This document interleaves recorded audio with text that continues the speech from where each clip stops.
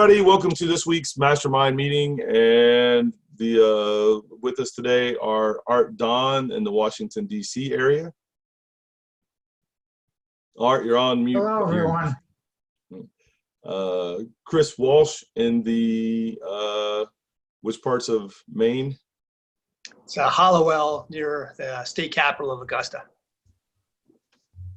And Harry Legg in the Verona, New Jersey, New York City area. Hello, hello. And Forrest Obnamia in the Ohio, Selmwood City and close to Columbus, I know. Yeah. You're on mute. I am in Columbus and more specifically Delaware. And Matt Holker here in the Maryville, Knoxville, Tennessee area. Yes, here in the now deserted Clear Tai Chi school, but still broadcasting from. And then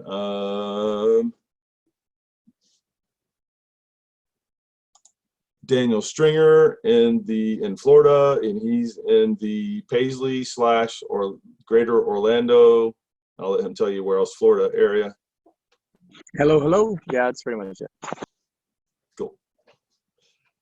All right. Today I wanted to talk about, I've been asked by several people now, you know, when you're right now, there's a ton of stress and a ton of uncertainty, and people are disturbed and all that. I'm being told by Jim, who's not with us right now, he's a sheriff, and I'm being told by him that they are all getting ready for like looting and rioting, and the looting and rioting are a known phenomena during a pandemic, and that they are caused due to the overwhelming stress that people get, and then you get people in the really poor areas that they will then typically riot and start breaking into places and stealing stuff and all kinds of craziness going on. And really it's part of a greater response to a greater amount of stress and that kind of thing. And so today we're going to talk about how to deal with stress and how to be calm and how to conduct yourself under the circumstances that we're in. And this is being filmed during the coronavirus epidemic. We're not at the highest point yet, but we're getting there as we're over 250,000 cases today, and we'll probably hit 300. We'll hit 300,000 or more before the end of the day tomorrow at the current rate and all that. Anyway, so today's topic being how to be calm and actually be calm, and how do you, and my part of my outlook on that is, how do you choose to live? And the trick is, and this was said to me by guys who are active special ops people, and they said that there are people that become special operators in the military, like Delta and Navy SEALs and this kind of thing, and there are people that do that. And then when they go out into the field, they spend all their time trying to survive. And they said those people, when stuff goes bad, when shit hits the fan, that they normally don't do very well. And usually, if somebody's going to die, it's usually going to be due to mistakes and or problems, that kind of thing, errors, taking too much action, or having too much of a, freaking out, this kind of a thing, that those people who are trying to survive usually are the ones that die. And it's because they spend all their time and all their energy trying to survive, and this constant stress, and it's very taxing on them, on their psyche, on their brain, on their person, everything. And then when the real stuff happens, where you really would need to have been calm and collected, and ideally would be even calm and collected then in order to take the right actions, they're pretty much exhausted on that already, and it just gets worse from there. And so the people who live and are the most likely to survive and that do the best are the ones that they're not surviving out there, they're living out there. And so what I put for my note here is, how do you choose to live? A lot of folks are very scared right now, and a lot of folks are really stressed right now. and I'm getting asked a lot by different people in different kinds of venues and stuff, how to cope and deal with our present situation, in our present circumstances. And for most of us, the coronavirus is not really the problem, right? In other words, do you or does somebody in your household currently have coronavirus? And for most of us, the answer currently is no. Okay, and so what is the source of the stress and that kind of thing actually within your immediate surroundings? And the answer is that it's the isolation and the fear of the virus and the stress with the lifestyle changes and what's going on. Like I had stress earlier today because Matt and I signed on to this meeting at the same time, and I couldn't operate the stuff properly because I don't tend to do the technical things that much. I let the other guys do that. I do a lot more writing and organizing of curriculum and directing, if you will, looking up things, that kind of stuff. Anyways, and so those kinds of things cause stress. And so I'll tell you one thing that I told everybody in the group earlier, and that is for the minute stress or the stress that immediately comes up, I tend to try to deal with it right then. So if it's an issue, if it's something where there's a something that's got you, like, I'll use it with the kids. I don't let the kid, if one of my children, I have two, you probably know that if you've been watching, if one of them's doing something, I don't let it go, and then rah, I go, hey, come on, you got to stop that. You got to come here. What are you doing? And I address it now. And I might be a little bit extra grr about it, but I get that out of my system right now. I don't let it build up. And it's because if you let it build up at some point, it will come out. And so you want to do it pretty quickly and get it done. And if you still have stress over that, then that's where you need to deal with you in that way. And so I talked to them about that. I may come back to that, but I didn't have that in my notes here either. So I wanted to at least say that. One of the things people tend to see when I am under extreme stress, I tend to get exceptionally calm. The calmest in my life that you will ever see me is when things are at their absolute worst. Matt's had the privilege and honor, I guess you could call it that, of seeing me actually being attacked by somebody. And he's seen me be calm, plenty calm in a lot of other situations. He's probably never seen me as calm as he saw me that moment. And he could answer that better than me, but. Oh, I mean, I guess I've seen you as calm as you were in that moment, but it was, the situation warranted you being calm, but on that parking lot, it was almost eerie because it seemed like the situation would not warrant you being calm, but you were you were very calm and actually kind of cracking jokes, and you just had complete control of the situation, and I could tell that it was like you were in your element. For better or worse. Yeah. When I broke my back in 4 places, I was very ecstatic and loud and for about the first 20, 30 seconds, maybe not that long, but really that. And as soon as I realized, I am badly damaged, I am going to have to go to the ER. This could be a life-changing event. As soon as that really went through my head, and it went through my head, basically from the pain, yelled out a couple times, screamed out, whatever you want to call it, and then tried to get up and make adjustments in my body and fell back down. And I did that twice. And when I went down the second time, I realized I can't stand up.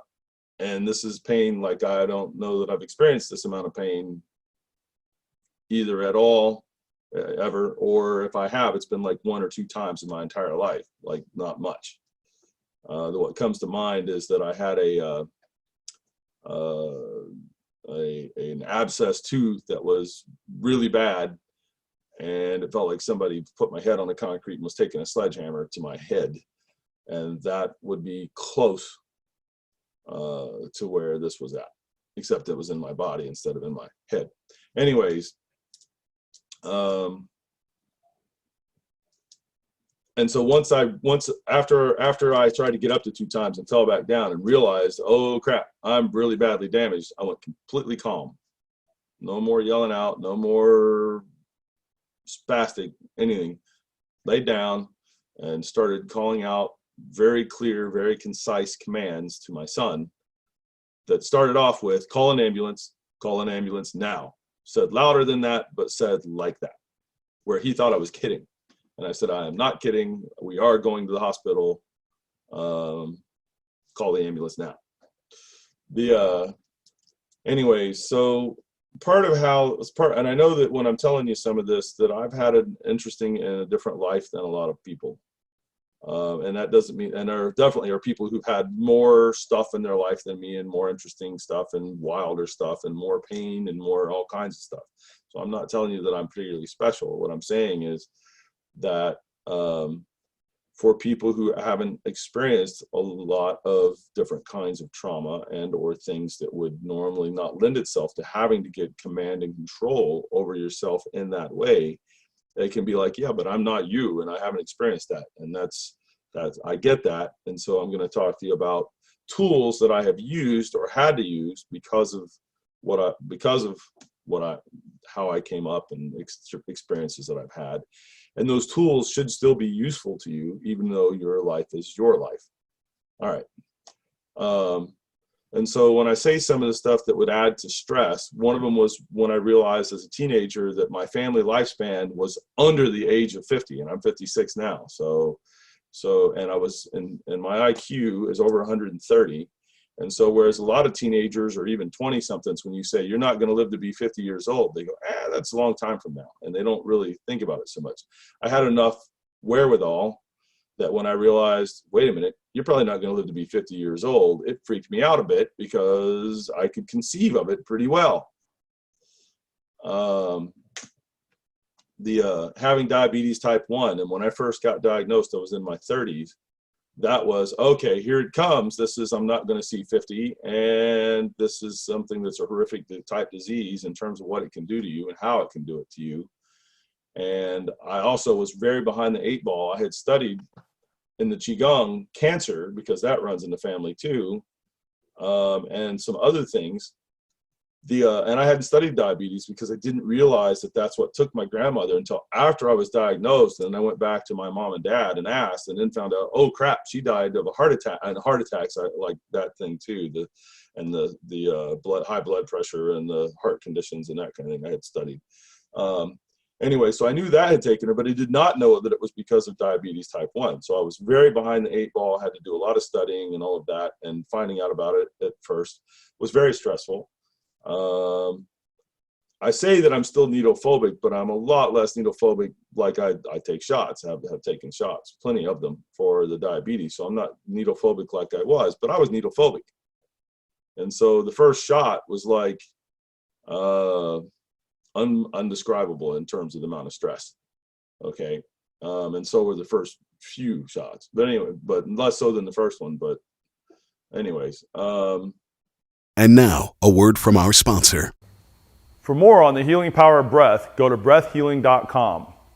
Children have an endless supply of energy and vitality. Most adults can access that youthful energy once they know how. Breathhealing.com has methods for self-healing with breath, increasing vitality, lowering blood pressure, and even breathing for longevity. You already breathe all day, every day. Make the most of it. Go to breathhealing.com. I already told you about breaking my back in the 4 places and having to face the potential of lifelong back pain and disability, and that was a possibility.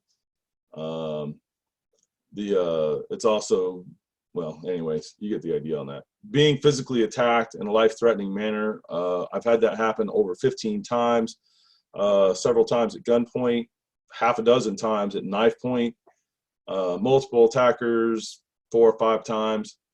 I've had direct death threats by people who had lethal capability and ability to carry out those death threats if they were in this physical space and present and that kind of a thing, and they were calling me very seriously, making these threats. And so then dealing with all of that. And the other one is that when it comes to the martial arts, whether I consider myself a martial arts master or not, the presentation in our public presentation, and it's appropriate to the things that I do and that kind of a thing, is being a recognized martial arts master and all the things that come with that. Most people only think of the good sides of it, but there's a lot of stresses that come with that too, a lot of responsibilities, a lot of, I've got responsibilities to my teachers, I've got responsibilities to my students. There are expectations publicly. If somebody is designated or recognized as a martial arts master, there's a lot of craziness. There are people who will take a punch at you just to see what you'll do. And are you really a master, or am I going to really hit you? Or did you hurt me? Which meant, are you really a master? Even though I tried to take your head off, all kinds of stuff. Anyways, and I'm not saying that happens every day. I tend to be, I'm going to whip your ass real good for you if that happens. But I've had people absolutely do that on more than one occasion. Anyways, and so all that stuff can make for stressful things that you're either going to figure out how to deal with and overcome, or they're stressful things that are going to run and ruin your life.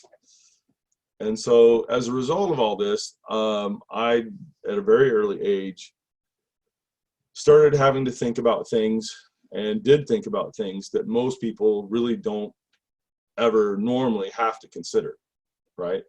And I know that different ones of you on here have had your own challenges and struggles where you've had real stressful events and things that made your life stressful or stressful. And so you'll be able to identify with some of this. And also you may even have some good input, which I'm going to want to hear. I'm going to save that to the end, but and I'll let you see what I'm addressing and all of that, because I know you've got your own struggles and challenges and things you've had to do to overcome that.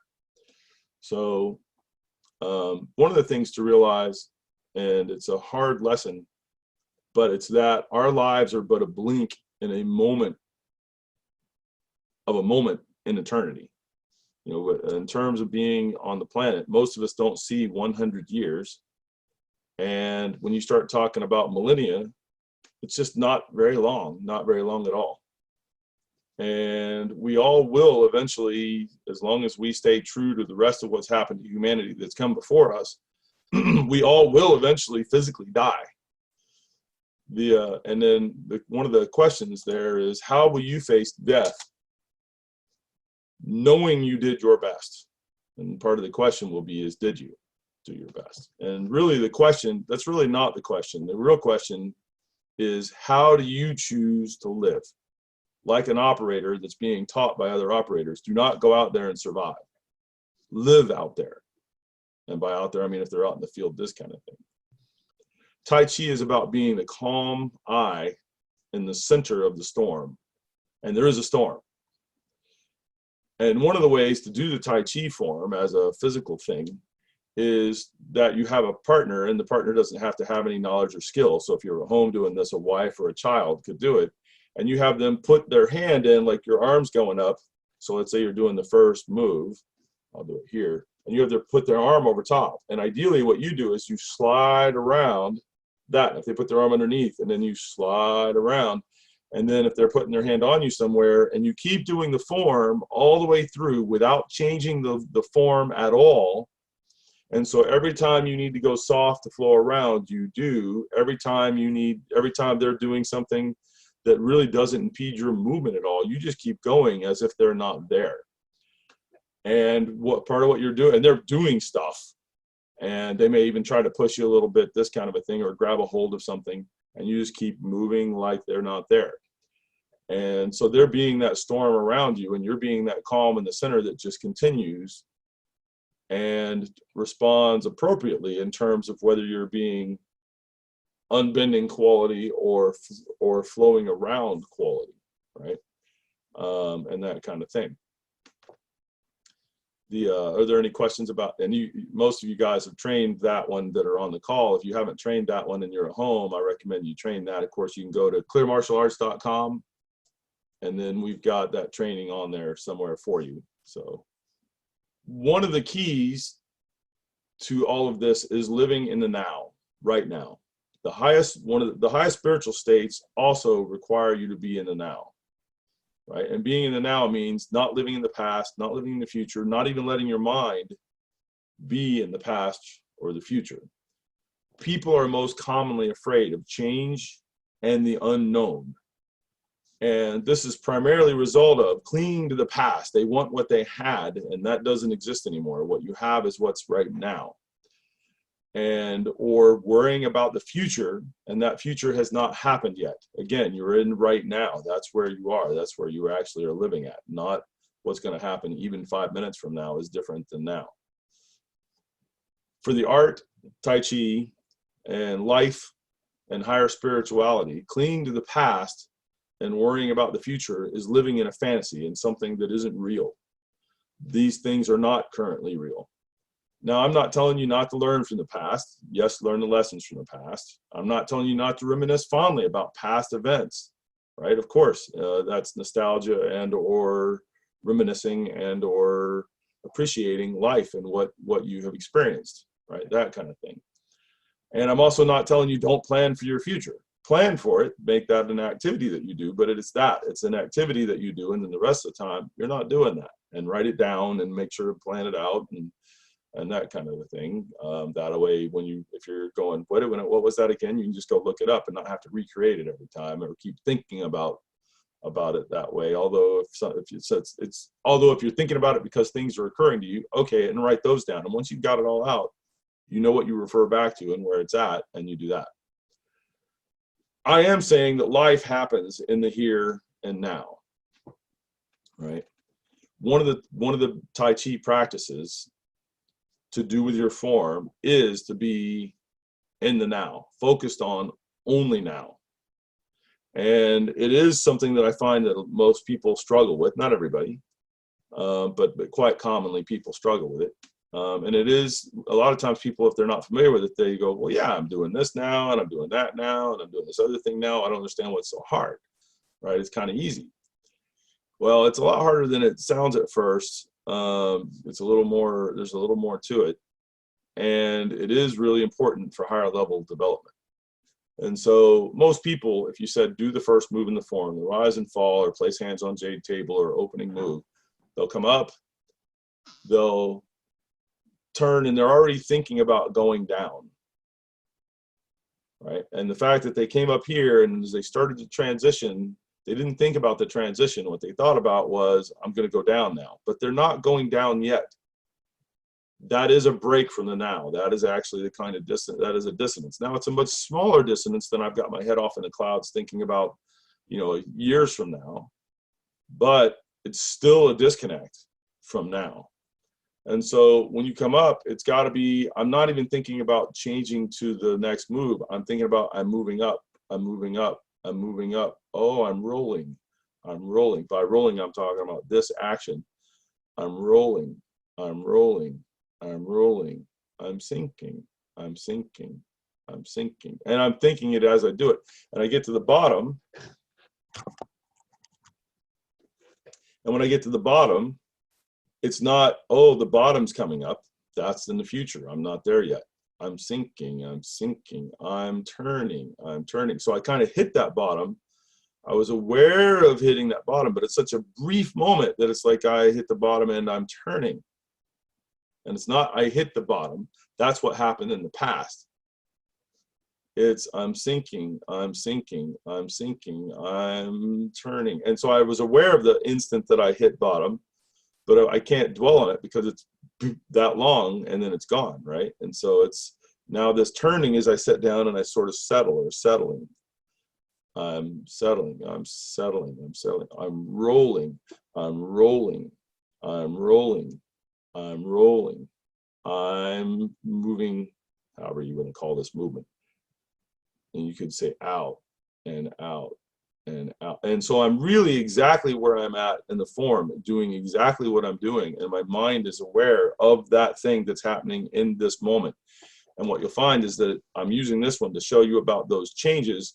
But every time you hit a change, there's a tendency to want to skip ahead to what comes next instead of doing what you're doing right now. So that when you do a transition like this one, there is a lot going on in that move. And only now did I start to go and do wild horse tosses main. But there was all this other stuff that is stuff in between. Your transitions are not, okay, now I'm doing my other movement. It's that there actually should be time and energy and thought and feeling and physical responsiveness to what's actually happening in that moment.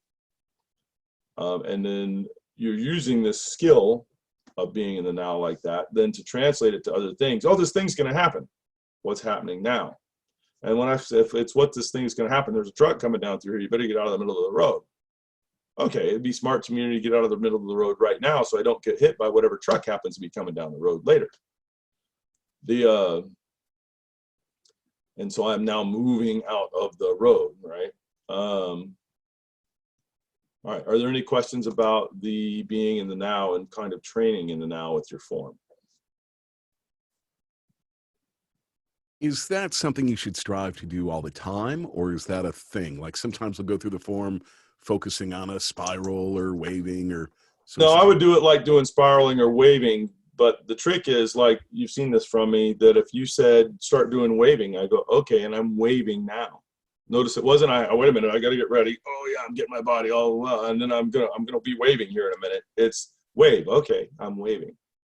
If you said spiraling, okay, I'm spiraling. It's not. In other words, I built it to the point where I do it now instantly as I turn it on. So if you said start waving or start spiraling or start rooting or start, it's now, not hold on while I take 5 or 10 minutes and get warmed up and kind of get into it, right? And so now the same way that anytime I'm doing anything where we're having this focused, clear, salient, present moment thought comes into play, that as soon as I go now, I'm in now. Okay, thank you.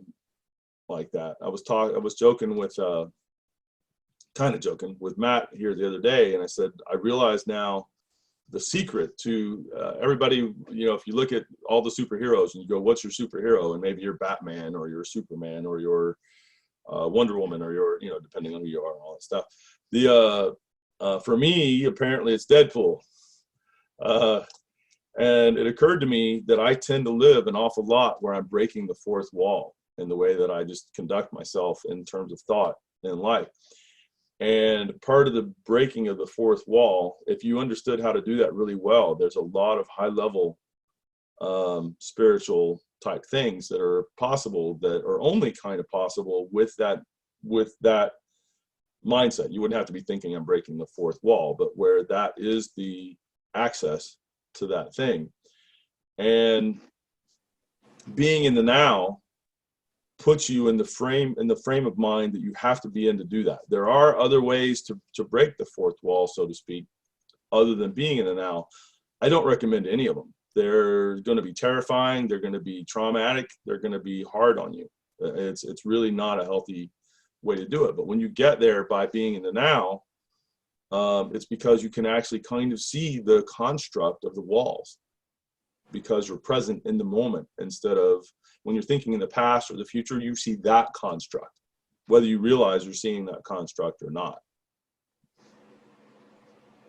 So Chris, I got you raised a hand there. Yep. So with being here now, how much now is there? Quite a bit, more than people think. Yeah. Yeah, that's the thing, is that there's so much information in the now that if you truly are doing now, it's you start working on that expanded awareness in the now. And what I find is I haven't found an endpoint yet. That keeps being more and more and more. Can that be similar to maybe when maybe if you're entering into a traumatic situation and everything slows down around you, is that a similar thing? It is, because part of what's happening is that your spirit is actually forcing your mind to go into now in order to be able to properly deal with the amount of things or the level of threat or the amount of trauma that's going on right now. And so because your mind is off in the future or the past, there is a certain kind of a speed to that, but it's more of a falling down kind of a speed, not a speed you really want. There are ways to be a lot faster that are not in the past or the future. But because your mind then zips into now, it kind of snaps in, if you will. And because of that, there is that tendency for time to either feel slowed down or sped up as a result. So yes. And now, a word from our sponsor. For more on the healing power of breath, go to breathhealing.com. Children have an endless supply of energy and vitality. Most adults can access that youthful energy once they know how. Breathhealing.com has methods for self-healing with breath, increasing vitality, lowering blood pressure, and even breathing for longevity. You already breathe all day, every day. Make the most of it. Go to breathhealing.com.